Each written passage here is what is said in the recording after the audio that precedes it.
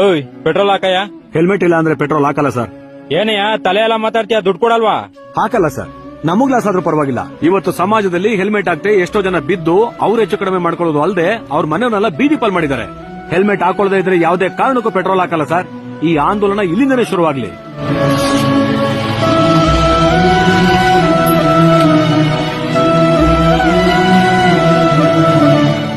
ನಿಮ್ ಮಾತ್ ಕೇಳಿ ತುಂಬಾ ಖುಷಿ ಆಯ್ತು ಸರ್. ಇವತ್ತು ಪೊಲೀಸ್ನವರು ಹೆಲ್ಮೆಟ್ ಹಾಕಳಿ ಅಂತ ಬಡ್ಕೊಳ್ತಾರೆ.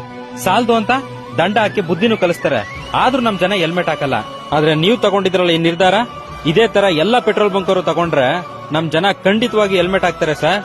ಅವ್ರ ಮನೆಯವರು ಕೂಡ ನೆಮ್ಮದಿಯಾಗಿರ್ತಾರೆ. ಸಾರೇ ಜಹಾಂ ಸೆ ಅಚ್ಚಾ ಹಿಂದೂಸ್ತಾನ್.